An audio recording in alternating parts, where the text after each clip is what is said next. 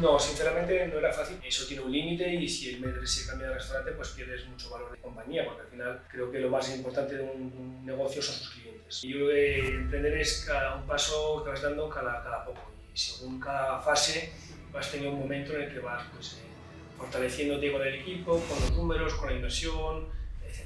Y bueno, los que fueron mis jefes se convirtieron rápidamente en mis socios y al cabo de unos años con esa primera empresa, pues vine yo aquí a España a montar esa primera empresa. Para un emprendedor que a lo mejor ya sabe cuál es su mercado, a qué se quiere dedicar o simplemente quiere meterse dentro de una vertical para ganar experiencia, ¿cómo elige ese mentor? No sé si es bueno tener un mentor, si es bueno tener a alguien cercano con el que puedas hablar o confiarte, pero sobre todo aprender de rodear de los mejores, no de uno. Mi forma de ser siempre yo soy un poco como Spiderman, que no la telaraña y voy absorbiendo de toda la gente que veo brillante, mejor que yo en muchos aspectos y todo lo que puedo aprender lo copio. Estamos inmersos en un proyecto muy importante, con mucha ambición y eso me consume muchísimo tiempo. Casi el 100% de mi tiempo es que ser capaz de descifrar y analizar bien qué proyecto tienes enfrente para ver si va a salir adelante, porque ideas hay muchas. Bueno, hoy estamos otro día más en el podcast de Founders Hub, episodio número 4, y tenemos el placer de tener hoy en día aquí en la Galería de Arte Pilares, en el Metro Moncloa, que nos ha concedido el placer de cedernos este espacio. Y muchas gracias por venir. Aquí tenemos a Marcos Alves, fundador de Fork, y también que fue absorbida posteriormente por TripAdvisor. Así que muchas gracias por venir y por aceptar la invitación. Pues un placer y encantado. ¿Qué es lo que te gustaría decir a todas aquellas personas que ahora mismo nos están escuchando para tener así como un mensaje de lo que se pueden esperar de este podcast? Pues no sé, yo creo que es una respuesta difícil que conteste yo mismo, porque bueno, depende de dónde lo orientemos, pues contaremos un poquito sobre yo entiendo mi trayectoria, mis orígenes, mi experiencia en lo que fue el tenedor, la compañía como la hicimos crecer y desarrollamos una nueva industria y el cambio que estoy haciendo ahora en una nueva industria que es el sector farmacéutico. El sector farmacéutico con Luda Partners. Correcto. Que si quieres empezamos un poco más, aunque yo creo que ya deberían todos saber después de tantos podcasts la trayectoria que has tenido, pero me parece realmente curioso sobre todo los orígenes, así que un poco para ponerles en situación, ¿cómo fue esa transición de joven, de cambiarte de país y todo esto?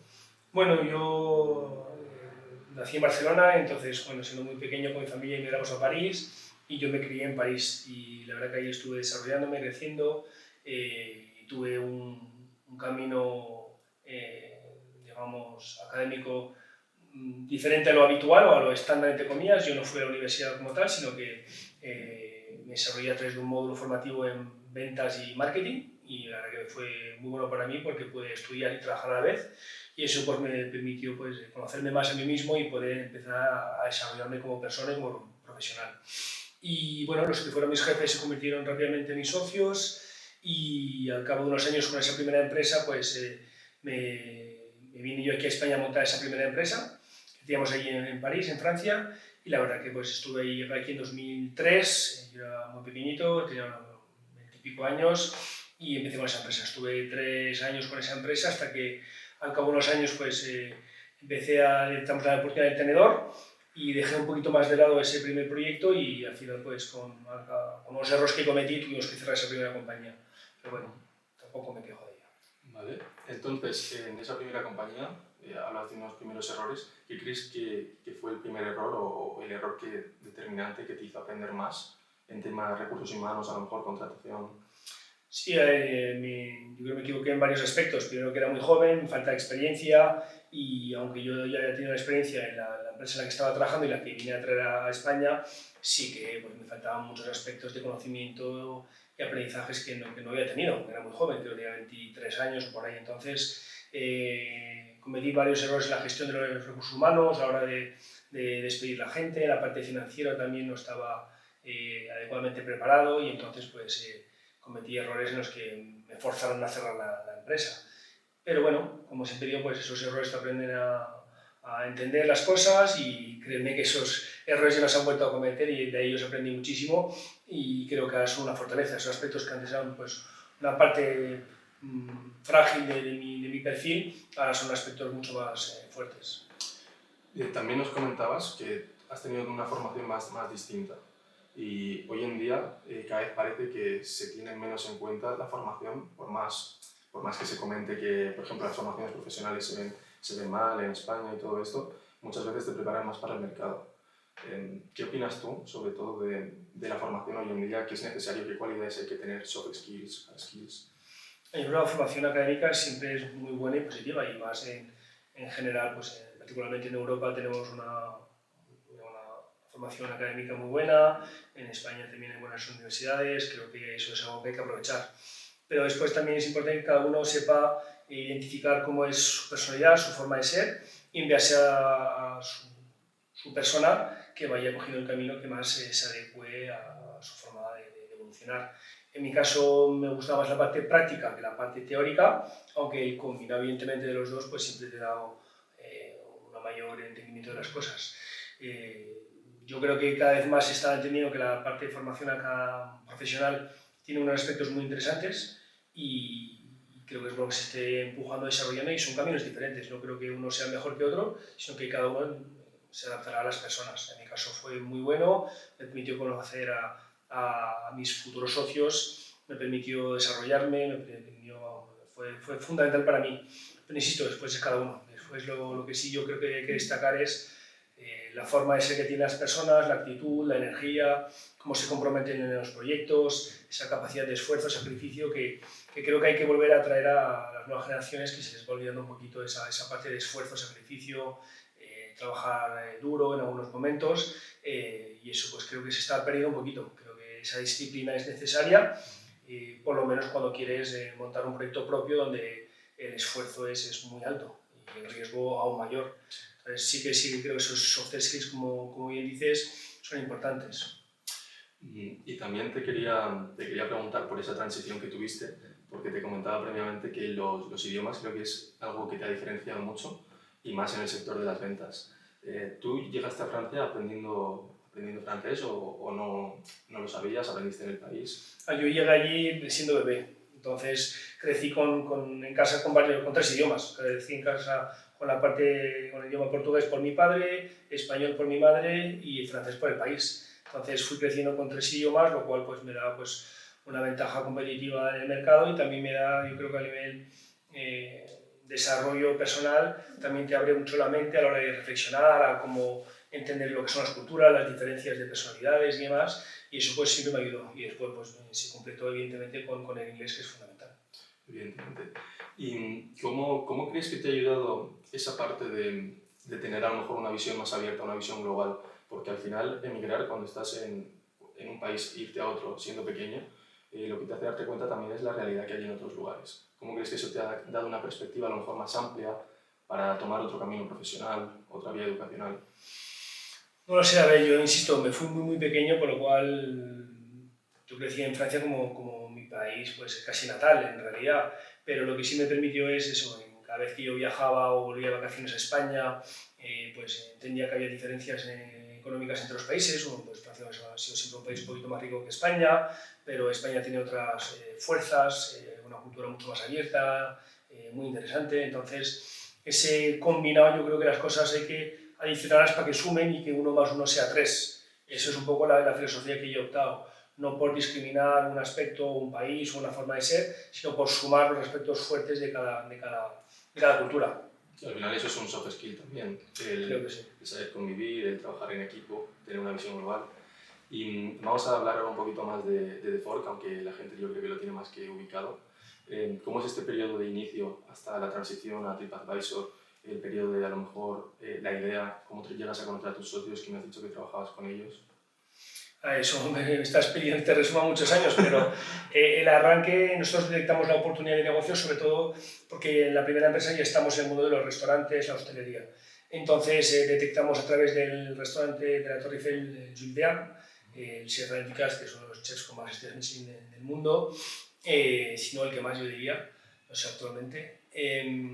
Necesitamos que haya una necesidad a la hora de gestionar sus reservas, no tanto a la hora de hacer las reservas desde la parte del usuario, que también, sino a la hora de gestionar las reservas. Un restaurante con alta demanda, que recibe miles de llamadas, muchos emails, que la gente quiere una mesa sí o sí para hacer ahí la Torre Eiffel, para muchas veces pedidas de matrimonio, pues vemos que tiene una dificultad a la hora de gestionar todo eso, que no está organizado, que no está centralizado. Entonces vemos la oportunidad de desarrollar una herramienta, un software, para ese restaurante que le pudiera ayudar a optimizar su restaurante en la ocupación, en los tiempos, en la atención, que sea la mejor posible. Y vemos que es algo que se puede implementar en este restaurante y en todos los restaurantes del mundo. Entonces desarrollamos esa tecnología, la vamos implementando en muchos restaurantes y vemos que va cuajando la propuesta de valor.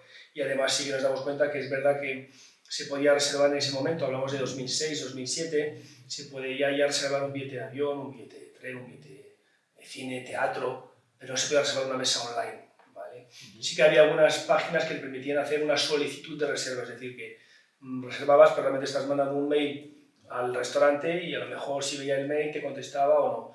En nuestro caso, bueno, fue una herramienta completamente sincronizada en tiempo real y empezamos con ese proyecto. Mis socios eran los que eran mis jefes en la primera empresa, después fueron mis socios cuando vine aquí a España y montamos juntos el tenedor. También es verdad que aquí en España me asocié con un par de socios más, que fueron Alex y Daniel, y nos permitieron pues, dar a conocer más la compañía y crecerla. Hasta que en 2014 pues, ya nos viene a comprar TripAdvisor y ya pasamos a otra galaxia, diría yo. Qué bueno. La compra de TripAdvisor, si no me equivoco, fue por un empresario francés. ¿O me estoy a lo mejor? Yo creo que no. No es directamente por Steve Koffer, que es el titular de la compañía, y nos compró pues, una empresa americana que compró 100% de Ford. Y te quería preguntar también, ¿cómo fue el conocer a estos socios? Porque ¿quién tenía un poco más la parte comercial, que supongo que eras tú, la parte operacional, la parte de producto? ¿Cómo fue conocerles? ¿Quién se encargaba de cada cosa y quién tenía el...? Nosotros, como nos conocíamos de la primera empresa, todo se fue organizado un poquito bastante de forma natural.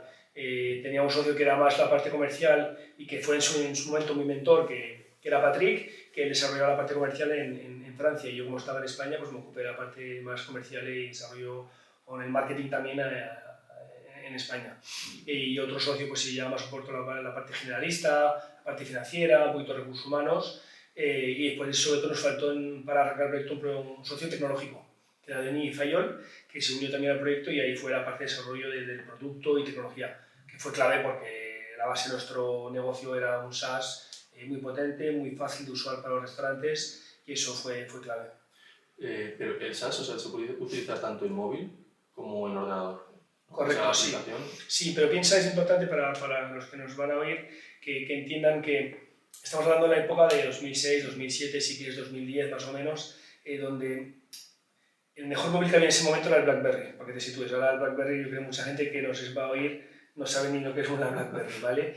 Pero los restaurantes, muchos de ellos no tenían internet, nosotros, la gente todavía trabajaba con la tecnología SaaS, no sé lo que era. Ahora hablamos del cloud, todo online, pero en ese momento comenzar un restaurante para que tuviera sus datos conectados online en el cloud, les parecía descabellado. Ellos querían tener la información en su ordenador, en su CPU, conectadas y lo tuvieran ahí en su hardware. Entonces, era un romper el paradigma de lo que estaban acostumbrados y eso fue algo difícil. Pero cuando iban viendo la fuerza y la potencia de poder tener la conexión desde el móvil, desde cualquier parte del restaurante, desde sus oficinas, si era un grupo de restaurantes, tener todo centralizado, conectados desde varios puntos, pues vieron la fuerza y la potencia que puede tener una herramienta digital y eso nos permitió crecer. Yo lo que imagino también es que es un salto diferenciador para un restaurante adquirir una solución como podía ser en ese momento de Ford, porque te ponía a la disposición global una solución escalable que todo el mundo podía acceder, reservar a la hora que quisiera. Y ¿era fácil convencer a los restaurantes a los lugares a los que ibas? No, sinceramente no era fácil porque, insisto, era romper con los hábitos de un sector muy tradicional, donde siempre se usaba un libro, la memoria del restaurante no era dentro de la tecnología, sino era dentro de la cabeza del maître del restaurante, por lo cual eso tiene un límite y si el maître se cambia de restaurante, pues pierdes mucho valor de compañía, porque al final creo que lo más importante de un negocio son sus clientes. Entonces no fue fácil convencerles, pero sí que tuvimos una estrategia muy clara, que era convencer primero a los grandes chefs, que son quienes de verdad pues, les van a dar esa imagen de marca, ese conocimiento y tenían la necesidad más marcada. Después fuimos viendo también grandes grupos de restaurantes que también entendieron bien la propuesta de valor y después ya fue un reto más grande pues escalarlo ya a nivel global, tanto a nivel mercado francés como español, que una pizzería de barrio también tuviera una herramienta así como cualquier tipo de restaurante. Y sumándolo al hecho que podías desde nuestra plataforma, el tenedor, poder reservar una mesa online en cualquier lugar y ellos veían que si tenían mesas vacías les ayudamos a llenarlas. Entonces eso poco a poco fueron entendiéndolo y vieron la fuerza de la propuesta de valor. También un poco visionario en ese sentido, porque hoy en día es muy normal, no solamente el hecho de reservar restaurantes, sino de que te lo lleven a casa, de tener acceso a diferentes tipos de comida, todo en el móvil. Y también te quería preguntar, ¿cómo es esa fase de a lo mejor de salida de una IPO, ¿no? de vender tu parte de tu empresa para conseguir financiación? ¿Cómo llegáis a tomar esa decisión? Porque al final es diluirse de cierta manera. Entonces, ¿es una decisión fácil? ¿Es una decisión que implícitamente es necesaria para poder escalar, para poder llegar a más? Hay varios aspectos. Cuando tienes que hacer una ronda para crecer, pues evidentemente no es fácil, pero te toca, porque si quieres llevar un proyecto y hacerlo muy grande, pues a veces, según el negocio que tengas, evidentemente, es necesario. Pues en nuestro caso necesitamos mucho volumen para poder hacer la compañía rentable y necesitamos muchos recursos humanos para captar restaurantes. La fuerza comercial era algo clave y la cuota que teníamos del software más el coste por comensal de nuestro negocio necesitamos muchísimo volumen para poder llevar la compañía a que fuera rentable. Entonces necesitamos recursos, inversión y fuimos diluyéndonos y creciendo. Y después hasta el momento en el que llegó la posibilidad de que nos comprase TripAdvisor, y eso fue bastante más natural en el sentido de que ya éramos partners, ya estamos medio integrados con ellos con tecnología, pero realizar esa venta nos permitió pues eso, acabar integrarnos al 100%, optar y utilizar sus recursos para escalar de forma mucho más rápida. Nosotros en ese momento llevamos ya 8 años. La idea inicial era buscar hacer una ronda más grande para ir más allá, pero nos propusieron comprarnos por un importe que nos cuadró a todos y bueno, optamos por hacerlo porque al final pues, 8 años son muchos años de desgaste y tener un poquito de tranquilidad económica no nos fue mal a nadie. Entonces, para que nos quede un poco claro, ¿tuvisteis varias rondas? O sí. Y bueno, ahora se habla de rondas como si eso fuese una fábrica de churros, pero en su momento era muy complicado hacer una ronda. Empezamos con pues, Family, Friends, Fools, como siempre se dice. Después encontramos unos inversores privados, también muchos suizos y demás, y después ya fuimos haciendo rondas, pues primero con el fundador de la compañía Smartbox, que son las pequeñas cajas de regalos que puedes ver en cofres de regalos que ves en Corte Inglés o en otras tiendas, y ellos nos acompañaron mucho en el viaje, nos acompañaron en esa primera ronda, en una segunda, y después también ya tuvimos ya un par de fondos franceses más profesionalizados que nos acompañaron, y es lo que nos permitió crecer, pero insisto, no se hacían rondas como se ven ahora de otra dimensión, y eso que el mercado ahora se está un poquito más tranquilo. Sí, está bastante más tranquilo. Llegasteis a ser top 3, ¿no? Top 1 en 3 países, en España, Francia y Suiza. ¿Cómo era la penetración cuando me es curioso a mí, ¿cómo planificabas tú el penetrar en otro mercado?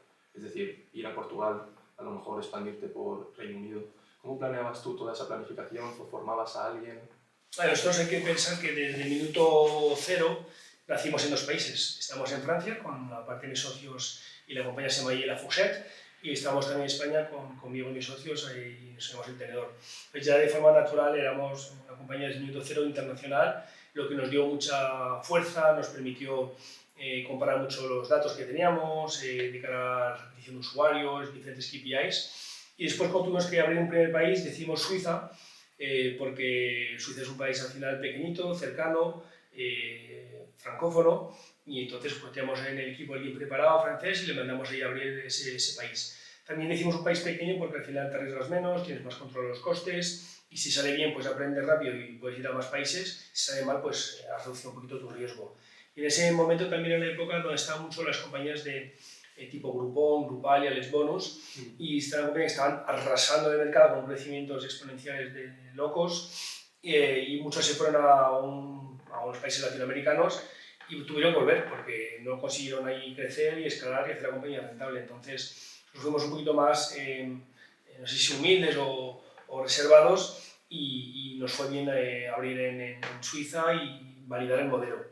Después ya cuando ya habíamos validado este modelo es justo cuando llegó TripAdvisor y nos compró, entonces veía claramente TripAdvisor que teníamos el go-to-market muy claro, y después nos compraron y nos permitieron con sus recursos escalar y llevar la compañía más allá.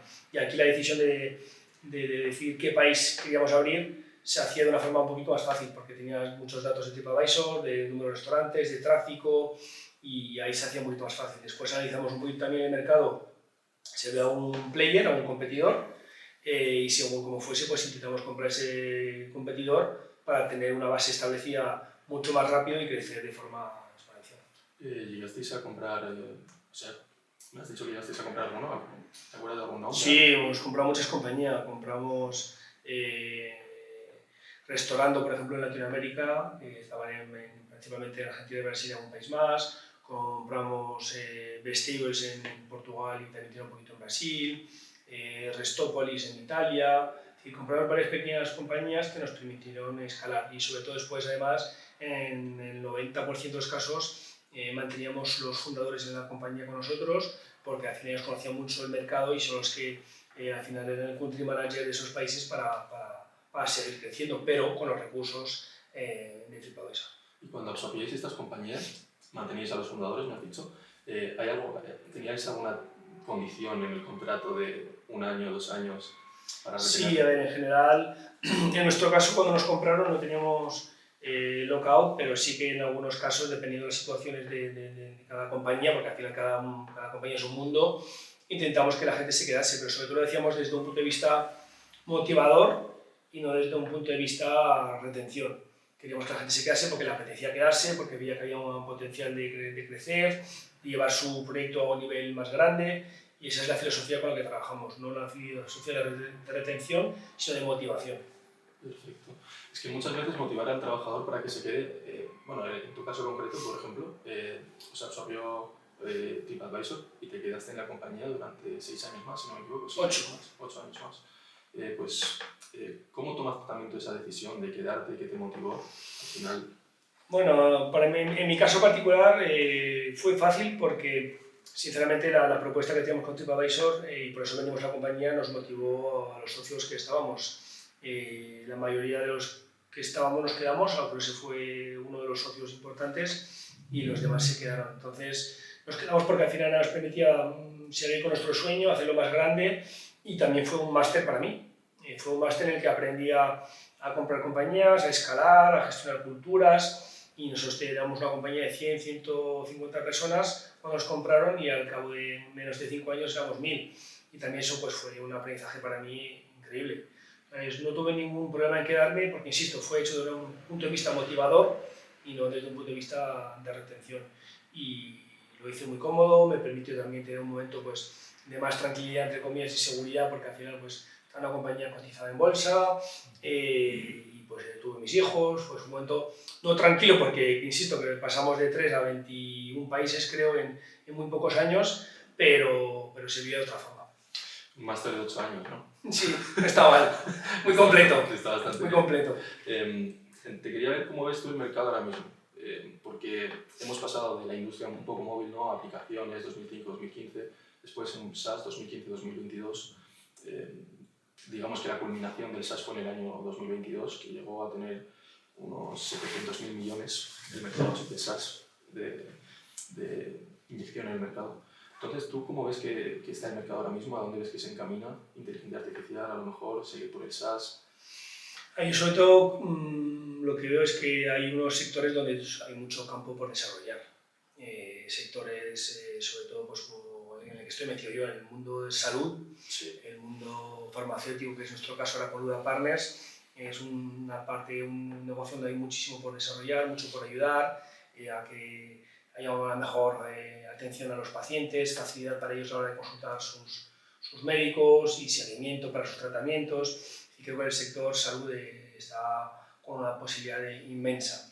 Pues evidentemente pues está todo el tema renovable, ahora hay la inteligencia artificial, que yo le tengo mucho respeto, y bueno, mucha gente se atreve a hablar sobre esto, y yo soy más reservado porque creo que ninguno sabemos realmente hasta dónde nos puede llevar y cómo va a evolucionar, porque va a un ritmo estrepidante. Entonces, bueno, yo intento centrarme en lo que tengo bajo más control, porque estoy metido en ello, que es el sector salud.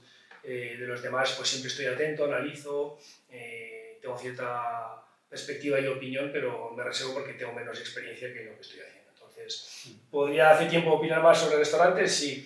Ahora mismo un poquito más sobre farmacias, sí, pero el resto de sectores pues siempre soy un poquito más prudente.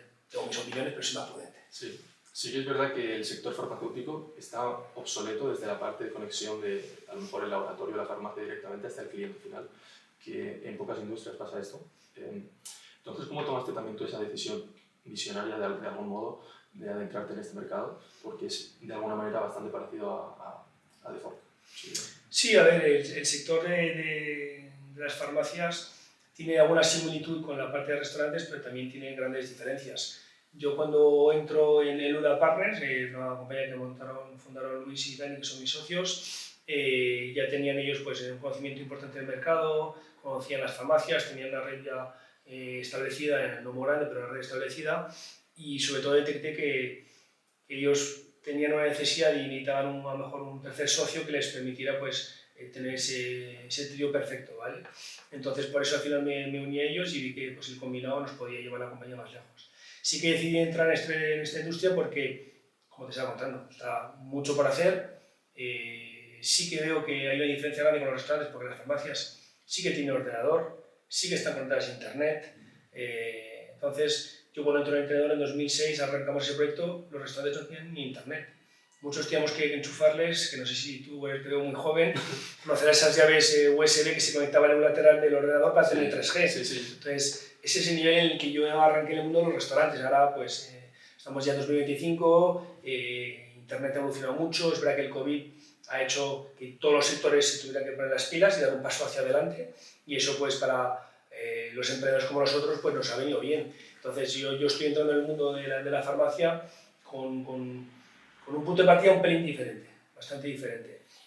Lo que sí veo es que falta mucho por conectar, por ayudar y por escalar. Y sobre todo creo que en el sector de las farmacias hay un riesgo para las farmacias que si no se ponen en marcha y se ponen a estar más conectadas con el mundo digital, con el cliente que compra online, pues les van a acabar expulsando de su propia industria. Entonces, nosotros desde Luda sí que pretendemos ser su partner, ayudarles a que aumente sus ventas digitales, ayudarles a que estén más conectadas con el paciente final, que den mejor servicio, y esa es nuestra propuesta de valor. Pero sobre todo que es una industria escalable y hablamos de las farmacias, pero hay muchísimo por hacer. No quiero entrar aquí en cuanto a los detalles de nuestro proyecto, que tiene mucho, pero muy bonito, es decir, muy estimulante porque se puede, ¿verdad?, revolucionar una industria en el buen sentido. Sin ninguna duda. Yo lo que creo es también que es un sector que tiene muchos años en el mercado, que también tiene sus players muy establecidos, una base de contactos entre laboratorios y farmacias realmente grande, y muchas veces se está dejando de lado al cliente final, como te decía antes, pero vemos que Amazon ya te lleva las cosas a casa, que Globo te lleva la comida a casa, y falta como, o sea, hoy en día nos tenemos que seguir yendo desplazándonos a las farmacias para poder comprar cualquier medicamento, ¿no? Entonces sí, hay mucho que hacer en este sector. Pero, ¿cuál es el plan de crecimiento de Luda Partners? ¿Cómo estás llevando ahora mismo la gestión, la planificación? Sí, antes de contarte más sobre con el plan que tenemos desde Luda, sí que es verdad que has dicho una cosa que es muy interesante, es que es un sector, el mundo de los laboratorios, el mundo de la salud en general, donde también se mueve mucho dinero. Entonces, son industrias que ganan muchísimo dinero en el día a día, sigue ocurriendo y desgraciadamente pues vamos a seguir estando enfermos, una enfermedad u otra, y siempre va a seguir habiendo pues, desarrollo, medicamentos y cosas que se necesiten. Entonces, al ser una industria donde las cosas, entre comillas, van bien, se preguntan menos cómo pueden evolucionar o cómo pueden mejorar las cosas. Entonces, donde ahí nosotros desde la tecnología es donde estamos empujando a que vean las oportunidades que existen, que a lo mejor ellos no están viendo porque no se lo están ni planteando. Entonces, desde las farmacias, por ejemplo, nosotros lo que estamos haciendo es, de una forma sencilla, con tecnología, con un SaaS, nos estamos conectando a su sistema de gestión, ayudándolas a que cuando alguien quiera comprar ahora mismo en España un producto de parafarmacia, lo pueda hacer. Tú antes has nombrado, por ejemplo, pues a Glovo, Uber o Just Eat. Si tú ahora mismo te conectas a cualquiera de estas aplicaciones y te vas al apartado para farmacia, cuando vas a estar comprando pues una crema, un chupete, una leche infantil, lo que necesites, lo vas a recibir en tu casa en 20 minutos. Y eso es muy cómodo y práctico. Y esa tecnología pues, es la que implementa Luna Partners. Y también estamos conectados con grandes laboratorios como puede ser, por ejemplo, Procter y Gamble, que están, por ejemplo, con ZZ Quill, que es un producto que ayuda pues, a conciliar el sueño. Pues si quieres comprarlo, te vas a su página web, compras online, y lo que está haciendo nuestra tecnología es que en vez de que se venda desde un almacén, se está vendiendo desde la farmacia más cercana al cliente final.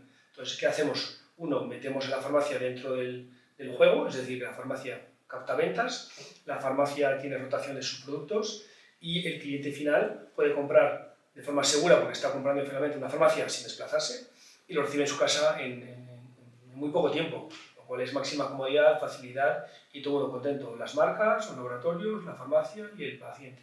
Claro, porque al final la marca es un actor que no se puede eliminar de esta ecuación. Al final, si el cliente final quiere comprarlo directamente al laboratorio, no es factible de alguna manera porque el laboratorio es el mayorista y tiene que vendérselo al intermediario, que en este caso es la farmacia. Entonces, ¿tú ves a las farmacias desapareciendo de este sector, siendo un actor más, o cómo es? Yo creo que las farmacias son indispensables y son claves en este sector y son la base que permite operar de forma más eficiente que cualquier otra plataforma. Si, por ejemplo, nos comparamos la red que está montando Luda, que son ya 3.700 farmacias conectadas a nivel nacional, es mucho más poderoso que un Amazon. Amazon tiene 2 almacenes en España, 3, no sé exactamente cuántos, y pues si vende, pues te puedes comprar una crema y que te llegue al día siguiente.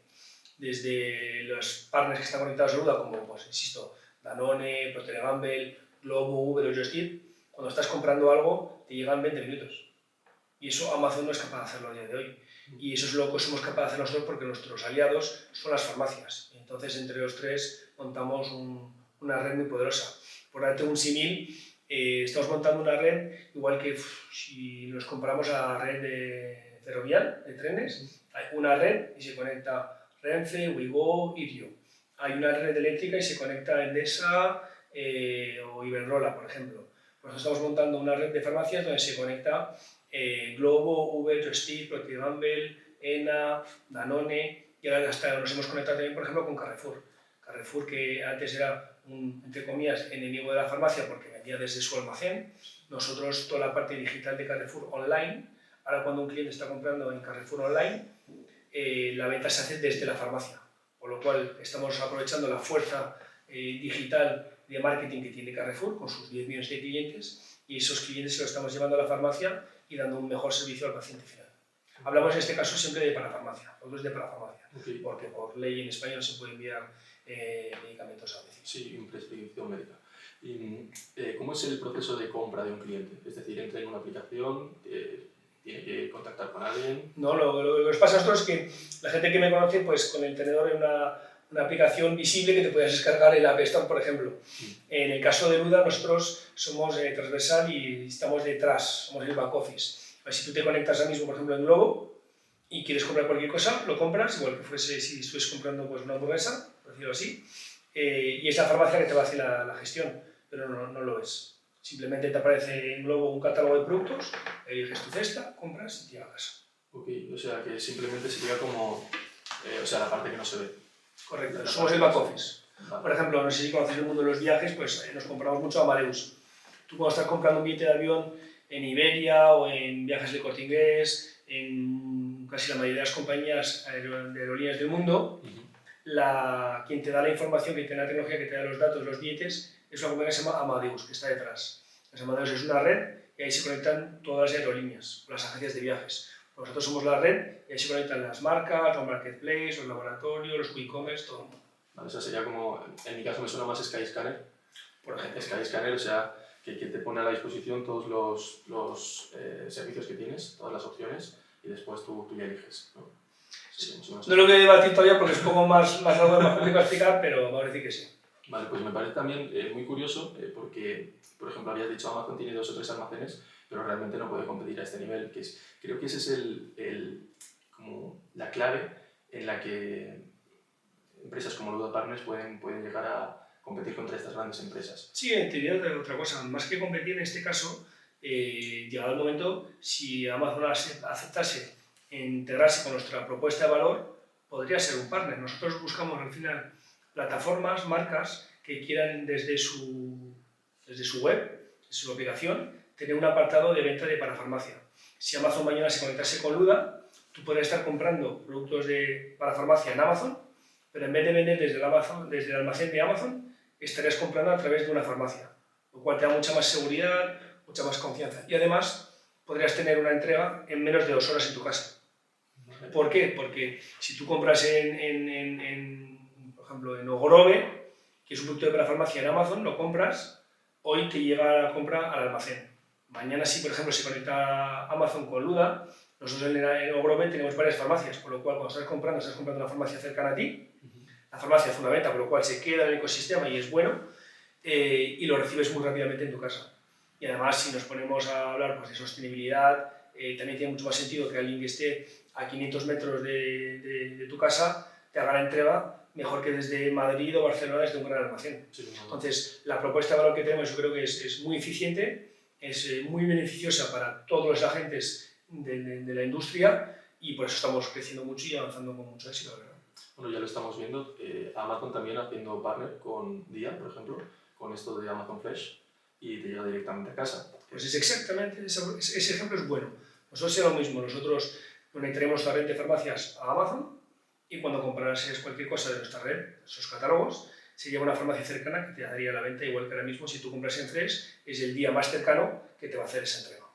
Vale, perfecto. Y me llama también la atención tu faceta de inversor. ¿Cómo después de tantos años de tanta experiencia, cómo ves tú que una empresa tenga viabilidad, que tenga product market fit? Pues es muy complejo. Yo creo que muchos invertimos, algunos tienen sus teorías y yo creo que más que una teoría tienen su metodología de trabajo. Y estadísticamente pues les salen los números porque invirtiendo en X empresas al final pues alguna destaca y consigues tener la rentabilidad que buscas. Pero la verdad es que es muy difícil acertar. Lo que intentas es entre, o sea, según cada inversor o fondo y demás, intentar detectar los aspectos más claves que tú estimas que son los que pueden hacer que ese negocio crezca. Hay un tema que es el tamaño de mercado, la escalabilidad, el equipo fundador que esté ahí y cómo esté organizada la compañía. A partir de ahí, pues seguir las métricas, ver la dificultad también de crecer en ese mercado y después hay negocios que a lo mejor tienen un buen producto y no acaban de ejecutarlo adecuadamente, otros que son equipazo pero no tiene buen producto. Bueno, sinceramente creo que invertir en startups es extremadamente complicado. Hay proyectos muy buenos, emprendedores muy buenos también, pero hay que conseguir tener ese mix. Y el momento también en el que estás desarrollando tu compañía es muy importante. A lo mejor el time to market pues, es demasiado pronto, demasiado tarde. Eso también creo que puede influir muchísimo. Hablabas del emprendedor y del producto, pero en tu opinión, ¿cuál tiene más importancia? Si Yo tuvieses que quedar con uno. Es muy difícil, yo creo que es un conjunto, porque al final si tienes un buen producto probablemente es porque tienes el equipo que lo ha montado, entonces sin esa base de tener ese equipo, lo demás no va a salir, en mi opinión, entonces me quedaría con el equipo en todo caso. ¿Y hoy en día se puede salir al mercado solamente con una idea o hay que tener métricas, un deck, algo que te respalde? Yo creo que es mejor tener unas cuantas métricas, aunque sean pocas, para poder conseguir inversión. Dicho lo cual, no deja de sorprendernos proyectos en los que a lo mejor pues, solo tienen un PowerPoint y por hacer. Pero creo que ahora se ven menos PowerPoints y se ve más ya producto, pues, lo menos en el mercado, que sea pocos métricas, pero alguna cosa. Producto mínimo viable, ¿no? Sí. Pero es que antes, te lo pregunto porque con un PowerPoint levantabas rondas. Entonces, hoy en día ha cambiado, bueno, se ha sofisticado el mercado de alguna manera, bastante, de competir cada vez es más complicado. Y me acuerdo yo cuando estaba, pues yo que sé, tendría 15, 14 años y nos decían, hoy solamente se pagan las ideas, no hace falta que sepáis hacer nada. Con que tengáis una idea, ya os la pagan. Bueno, a lo mejor hace 9 o 10 años sí que podía ocurrir, pero creo que hoy en día es prácticamente imposible. Sí, yo creo que ahora está otra vez, como te decía, yo cuando empecé con el tenedor, levantar una ronda era muy complejo, porque como bien tú dices, era otro momento, pues ahora lo mismo. Creo que ahora se ha hecho más, entre comillas, popular el emprender, hay mucha más gente intentando emprender y también pues la exigencia de los inversores es mayor porque hay mucho más donde elegir. Entonces, tienes que tener más filtros, si no, pues te puedes equivocar con mucha más facilidad. Antes los que emprendían eran los verdaderos emprendedores que tenían más claro que querían hacer algo y tenían un proyecto en mente, y ahora pues están los emprendedores y entre ellos también se entremezclan gente que tiene una idea por ahí y quiere intentarlo. Creo que es muy diferente, entonces tienes que ser capaz de descifrar y analizar bien qué proyecto tienes enfrente para ver si va a salir adelante, porque ideas hay muchas. Y si un emprendedor nos está viendo ahora mismo, tiene una idea, ya tiene esas métricas, ya tiene ese pitch deck que te quiere hacer, ¿qué tiene que hacer? Por ejemplo, alguien te llama, te escribe un correo, ¿cómo te No, en contacta? general la gente a veces me escribe un correo, le hacen una intro a un amigo de la industria o simplemente me escriben por LinkedIn, soy una persona muy accesible. Pero es verdad que también estoy ahora mismo yo emprendiendo con Luda Partners, estamos inmersos en un proyecto muy importante, con mucha ambición y eso me consume muchísimo tiempo, casi el 100% de mi tiempo, entonces tengo que limitar mucho pues, los proyectos que veo y tal, pero en general intento pues, atender a la gente lo mejor que puedo. ¿Y de dónde crees que surge también esta faceta tuya de querer emprender? Y no será a lo mejor un trabajador en una empresa estable. No lo sé, yo creo que eso es algo que tienes dentro de ti, creo que es un tema de una forma de ser, como siempre digo yo, y lo pongo muchos ejemplos en algún podcast también. Si tengo una entrevista con una persona para contratarle y se cae el boli, pues están las personas que no se van a mover, están los que se van a mover. Entonces, es un tema de actitud, el tema de una persona que quiere que hacer las cosas que cambien, que mejoren, y a mí es lo que motiva. Me motiva el hacer funcionar las cosas, que pues en este caso que el sector de las farmacias sea más importante, facilitar la vida a los usuarios, y eso es lo que me motiva a mí personalmente. Después cada uno pues tiene su forma de ser, hay gente que busca más tranquilidad, rutina. A mí la rutina pues no me va demasiado, entonces necesito eso, de sentir que estoy aportando algo al mercado, a la industria, a la gente, y eso es lo que me hace crecer y me motiva. Además, evidentemente, mi familia, mis hijos y demás, pero profesionalmente sí, yo necesito sentir que estoy haciendo algo. Vale, y tres factores a lo mejor, bueno, tres factores o factores que tú pienses que tenga que tener un emprendedor. No lo sé, yo creo que tiene que tener cierta pues, humildad, resiliencia, también siempre tener un espíritu crítico, pero con ese aspecto positivo también, tener esa mentalidad de creer, confiar y siempre, como digo yo, ver el vaso medio lleno y nunca medio vacío. Entonces, es un tema de perspectiva y actitud. Perspectiva, ser optimista, autonomía y proactividad, ¿no? Sí, pues ser capaz de tener foco, ser capaz de sufrir, ser capaz también de buscar los buenos aliados, porque al final una compañía se construye con el equipo, es decir, tienes que estar bien rodeado, gente que te apoye, pero también saber cuidarla, es un equilibrio. Insisto, emprender es saber de muchísimas cosas, muchos aspectos, detalles y no paras de aprender. Yo ya tengo una trayectoria importante, tengo muchas canas ya y muchos años en el que estoy tratando con gente, intentando levantar un proyecto, pero no dejo de aprender, eso está claro.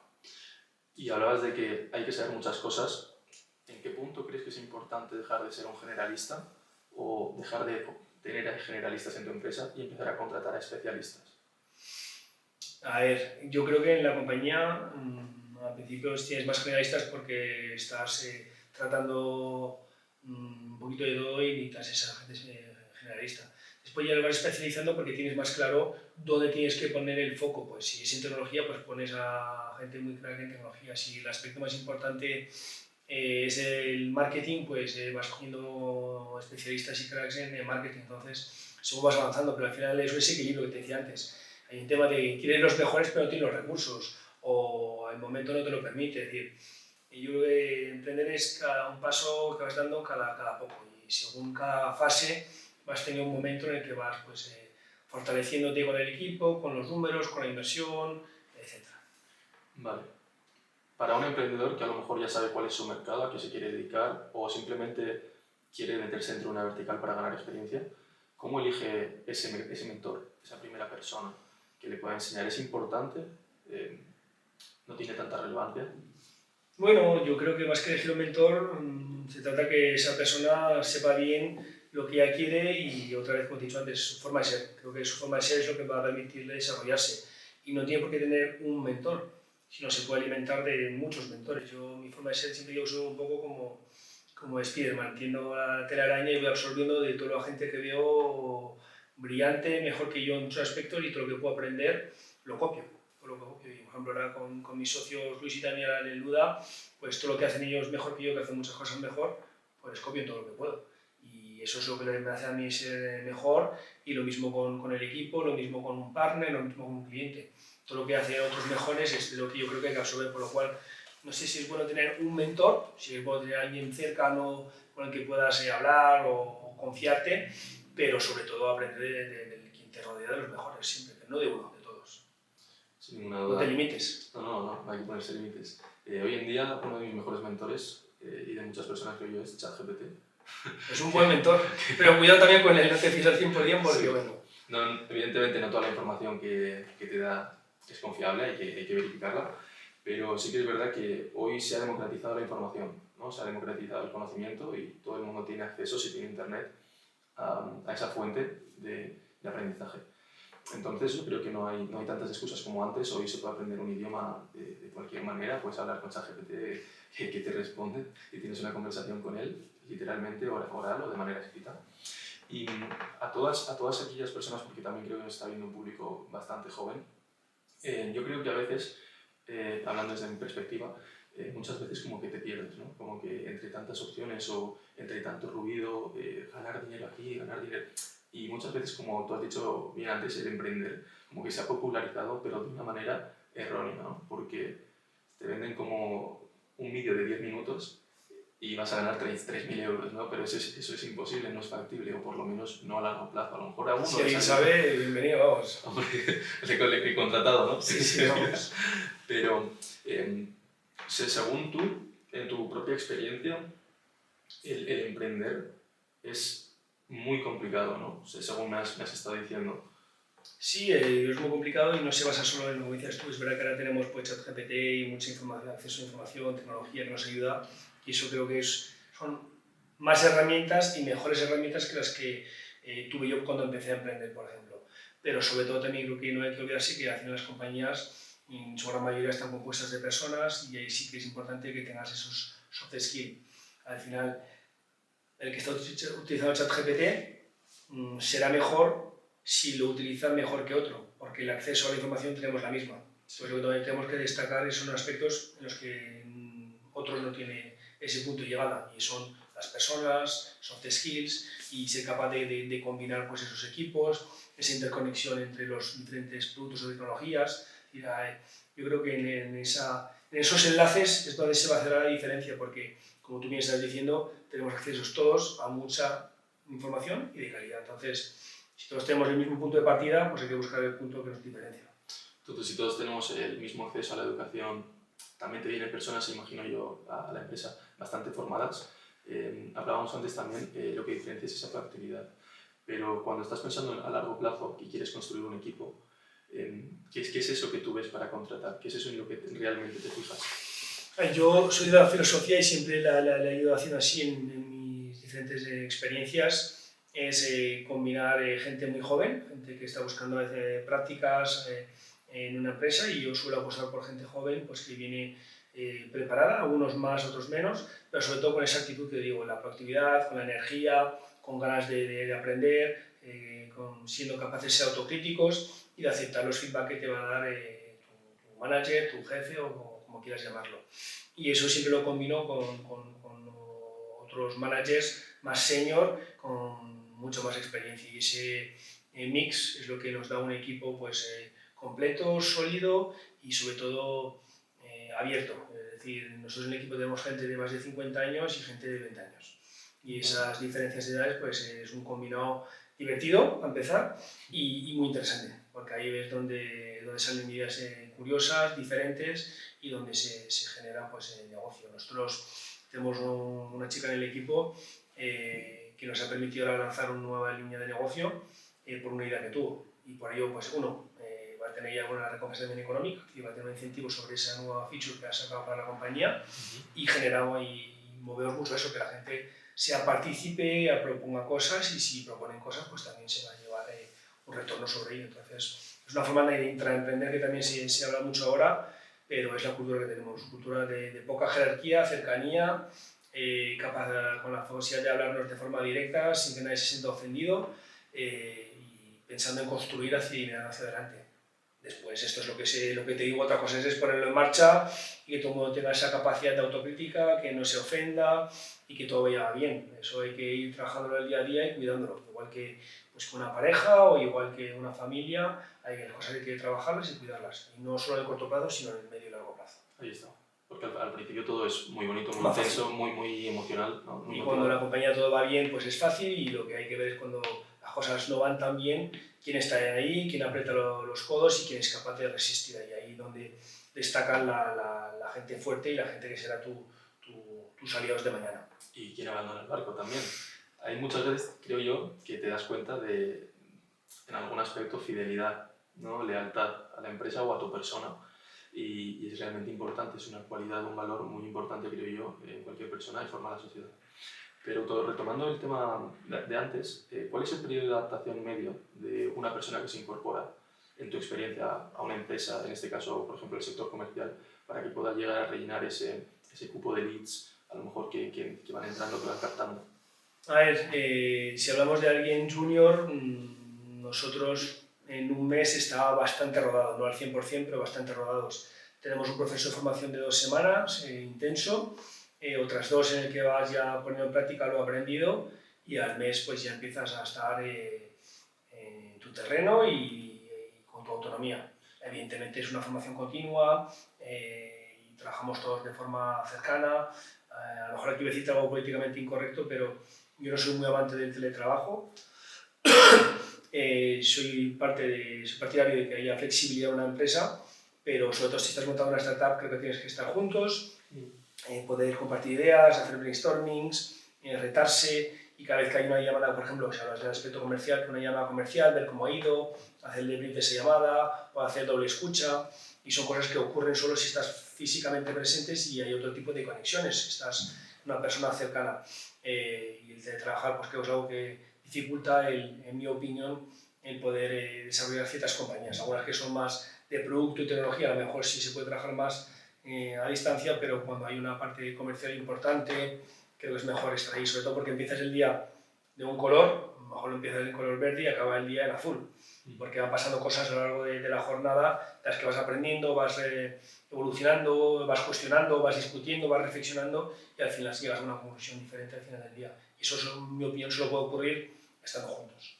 Sin ninguna duda, yo también pienso lo mismo y creo que el teletrabajo está más enfocado para una empresa que ya está establecida, de alguna manera, porque una startup, sinceramente, creo que es imposible. Sí que es verdad que puedes tener a lo mejor subcontratado freelancers en otro país, que, por ejemplo, es el caso de muchos desarrolladores que operan a lo mejor desde India, desde cualquier parte del mundo, pero para el periodo de aprendizaje de una persona que está empezando realmente en el mundo emprendedor, una startup es sin ninguna duda el lugar donde debería ir, ¿verdad?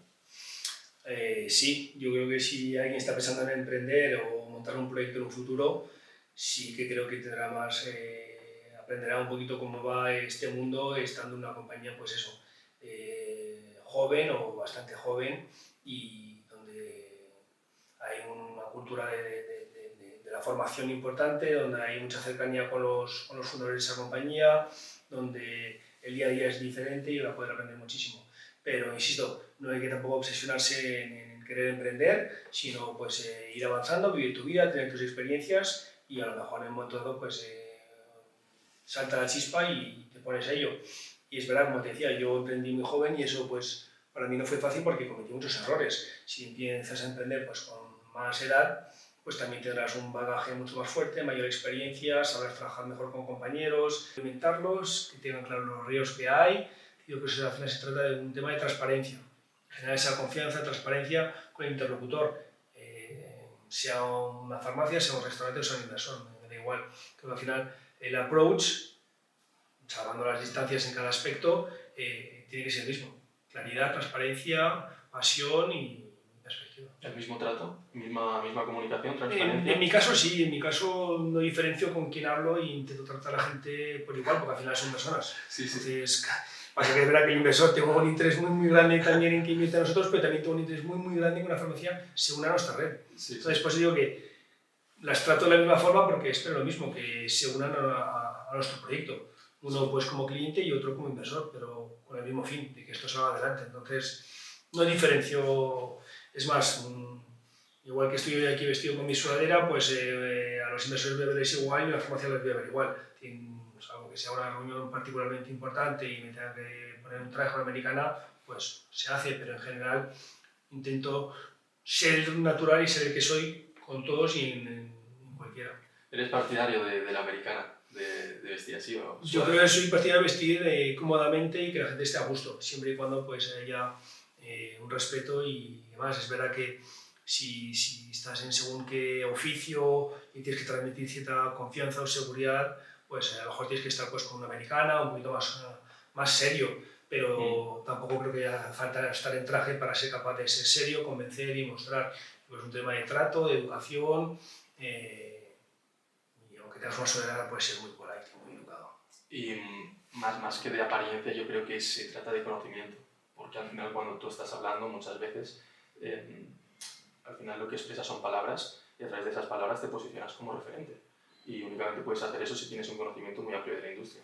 Y al final del día es lo que te diferencia y lo que diferencia a cualquier vendedor, por así decirlo, ¿no? Sí.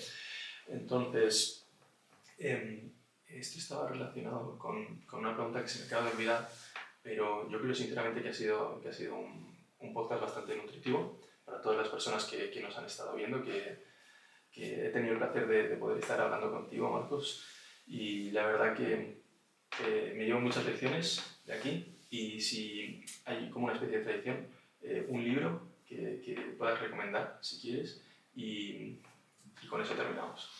Siempre recomiendo el mismo y al final si alguno ha visto o ya ha escuchado un podcast se va a aburrir, pero es que insisto en ese libro y me ha parecido muy interesante, es Zappos, de Tony Hess.